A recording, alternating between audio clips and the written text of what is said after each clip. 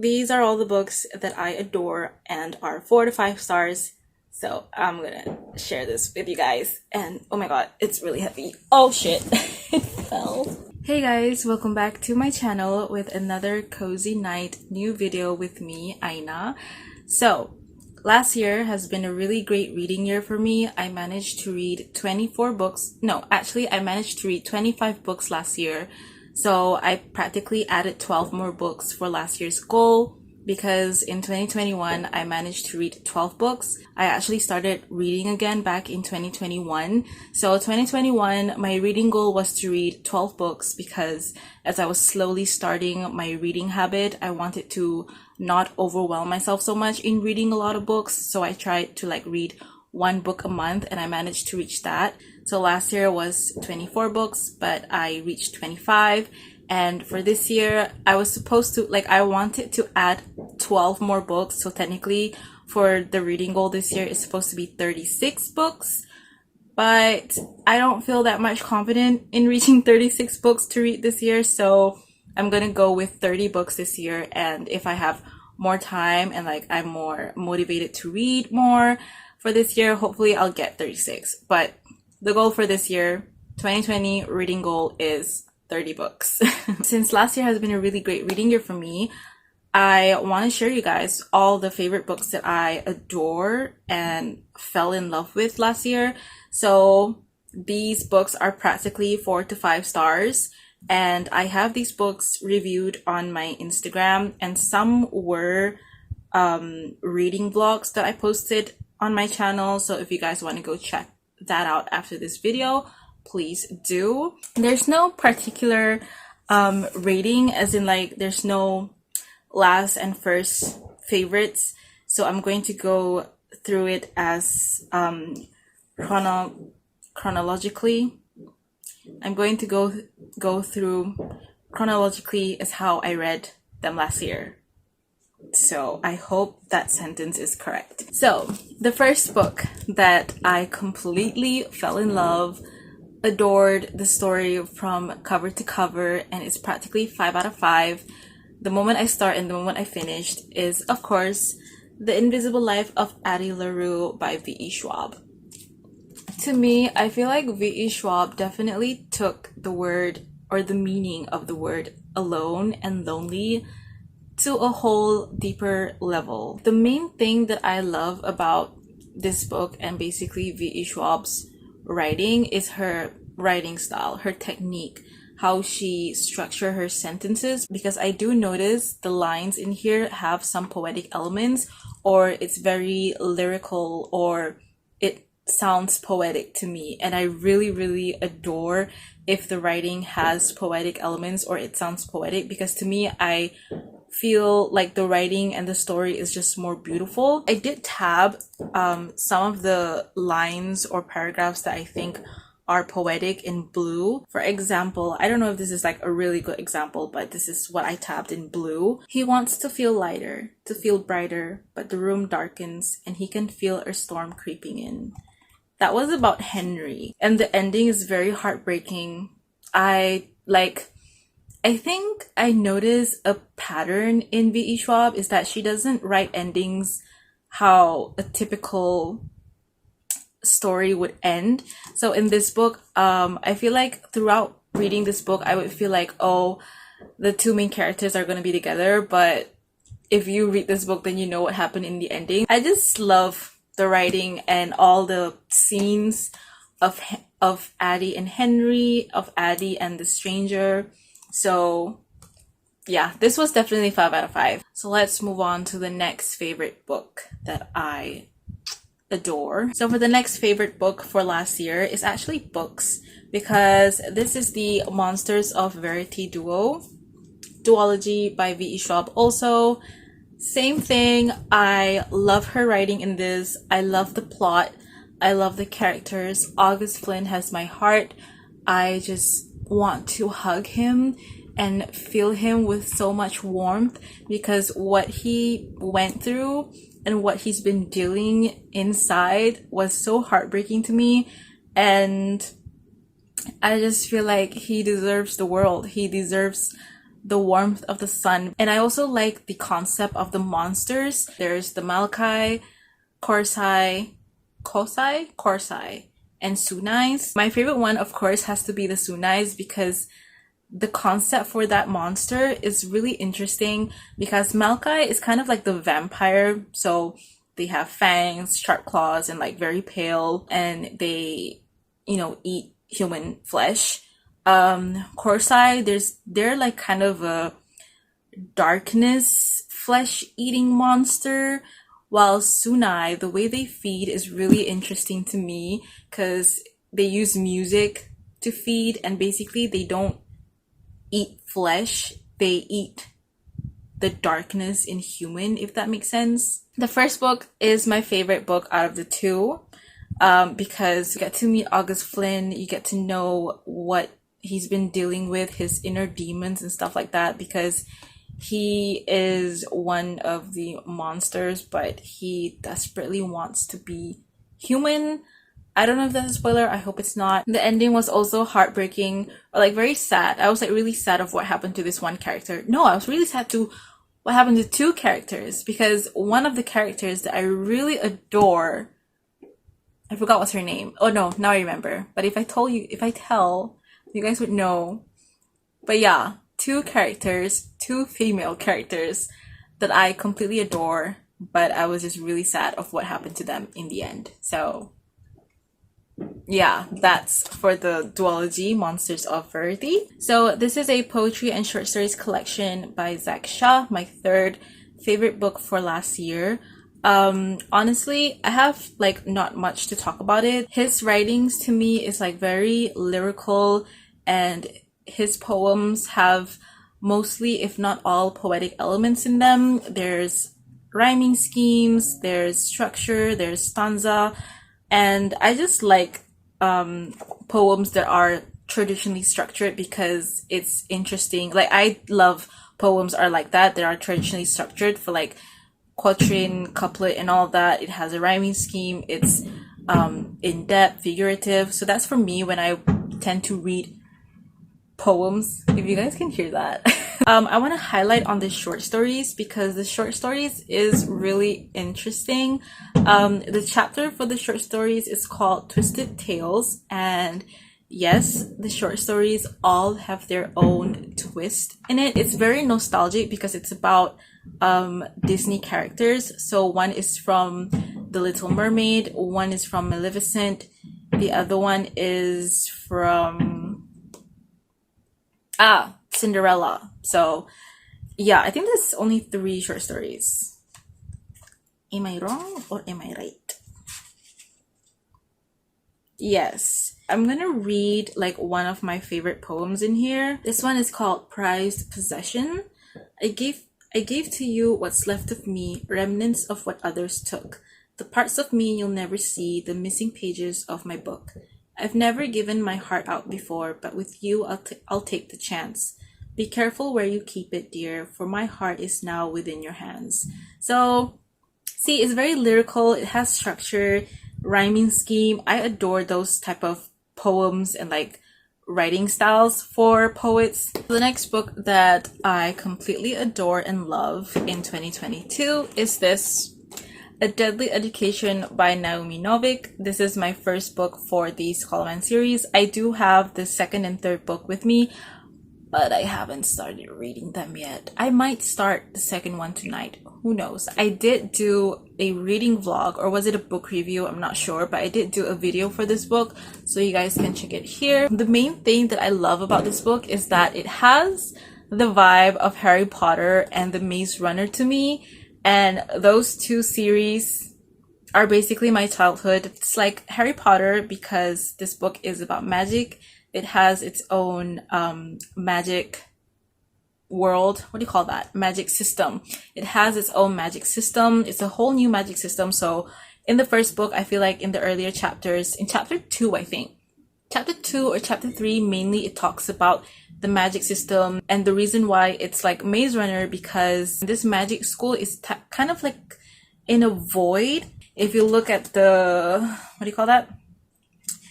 This page, And the way Naomi explained, the school is kind of shaped like a screw. The building itself feels like, ooh, Maze Runner vibes, because like the school has its own mind of its own. So like if you think about something, where to go, what to do, where you can get things, it doesn't really take you there. It would take you somewhere else until like you find your route to the place you want to go, something like that. So it's really interesting, and I really love this book. I really love the storyline. I love Elle. Elle is so funny. I love her inner monologues because she's just so sarcastic. I also love the growth in this book because at first we get to learn the main character, Elle. She's this, stubborn teenage girl, but then as she goes through the school year and getting closer and having allies with other students, because by the end of senior year, they have to like fight a lot of monsters in the basement in order to graduate, basically. So that was really interesting on how they graduate and stuff like that. So yeah, I really, really love this book. I cannot wait to read the second and finish this Skullman series for good. So let's move on to the next favorite book of 2022 is The Picture of Dorian Gray by Oscar Wilde. I was surprised that I enjoyed my time reading this. I love the writing of Oscar Wilde. I love the story because I remember the story and I know what it's about. It's just that I never fully read the book. So when I read it, I was like, wow, why didn't I read this sooner and finish this when I was reading it back then? Of course, his writing, even though it was heavy, I feel like once you get into it and like fully try to read and comprehend the writing, you will understand. Because when I say that I'm scared in reading classic book, I'm scared that I'm not gonna understand the writing or the story at all because of how heavy the Old English structure was back then. When I read this, I was like, oh cool, I can understand classic writing or Old English writing. I feel like if you're like me, who's overwhelmed in reading classic books because you're scared you're not gonna understand any of it, I feel like giving it a try and make sure you have the fullest attention to that book, because if not, it will definitely drag you down, and as in like it will definitely pull your attention away, and you feel like, oh, reading a classic book is just a chore, and it's going to pull you down, as in like you're going to be demotivated and don't have that engagement to read the book. Other than that, I'm really happy that I managed to reread this and basically finish The Picture of Dorian Gray. Let's move on to the next books. So, my next favorite book in 2022 is Caraval by Stephanie Garber. I'm so happy that I found this book because out of all three books, this is by far my favorite. The only reason I love the Caraval series and basically the first book is because of the relationship with Julian, and Scarlett. So that's like the only thing I love. I just love these two characters. I just adore the first book, and I love the writing. I love the storyline. I feel like the storyline is well structured in the first book. I didn't like the second and third book that much, but I do love the first book because, again, we get to meet Scarlett, we get to know what she's doing, how she feels, all of the things that she has to go through. I go through with her, how she first met Julian. It was just so, I really wish I could reread the first book and like experience all those feelings again, because I just love Scarlett and Julian, if you can not tell. I actually don't know if I want to put this in as my favorite book because this is my favorite. Like, I love and hate this book so much just because of personal reasons, basically. The book is Ugly Love by Colleen Hoover. This is my first and probably only, for now, Colleen Hoover book that I'll read, because all the other books I'm not that interested in, except for, is it Verity? Yes. I'm interested to read Verity, which I'll get soon also. The reason why I like it is because, like I said, it slapped my past self in front of my face. Basically, it reminds me of the whole, oh, there's this dark, mysterious, closed off from love guy, and there's this girl who's so interested and fallen deeply in love with him and is so confident that she can change him. that's basically me in the past. So when I first read about the synopsis and once I started reading, I was just cringing myself so bad. I was like, was this me? Was this how I acted? Ew. I annotated a lot also, basically to tab the cringy moments that reminded me of myself. But yeah, other than that, I just love this book. I think it's a very big reminder, like a very physical reminder of what not to do when I'm getting to know men. But basically, it's a physical reminder of my past self, and that's why I love it. Now, let's move on to my next favorite book. And this book I definitely love and adore. And I'm happy that I got to read it again. So this book is Pride and Prejudice by Jane Austen. And honestly, Jane Austen is the reminder for me of why I love reading classic and why I want to read classic, because I just adore old English writing for some reason. And when I read this, same with The Picture of Dorian Gray, I managed to read it and I managed to understand the writing, the story, and I feel like it's not as heavy as Oscar Wilde's writing. Jane Austen writing is also beautiful, beautifully structured. The storyline is very beautiful too. I don't know what else to say, but basically I love Jane Austen's writing. And I can't wait to read more of Jane Austen this year too, because I have another book of Jane Austen. I can't remember what is it, but yeah. So I can't wait to read that. The last favorite book of 2022 is also a poetry collection by Hera Lindsay Bird, which is Hera Lindsay Bird. This is her, what do you call that? Self-titled debut poetry book. Yeah, this is her debut poetry book, and I really love this book. I really enjoyed my time, even though it was really short and the poems are just like that.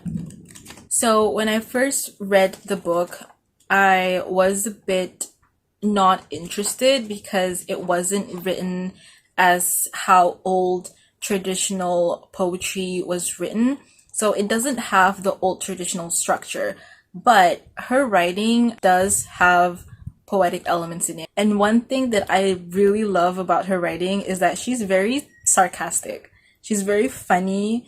And see, I even wrote here this note. I said, her poem sounds like if you're in the room with her talking to you. So it's like kind of straightforward, but at the same time, it has layers and depth. So sometimes when you read a poem, it sounds too literal or it's too straightforward and you're like not really that engaged with the poetry writing. So her book is definitely different.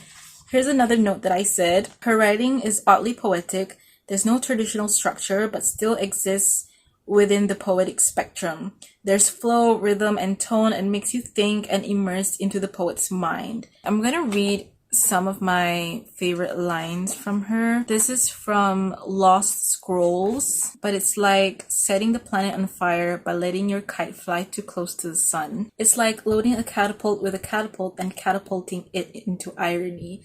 It's like a post-apocalyptic petting zoo with cages full of old fur coats. This is from Love Comes Back. Love comes back like a murderer returning to the scene of the crime, or not returning, yet still the crime remains. Love like Windows 95, the greatest, the most user-friendly Windows of them all. You have to stay up each night as a love punishment.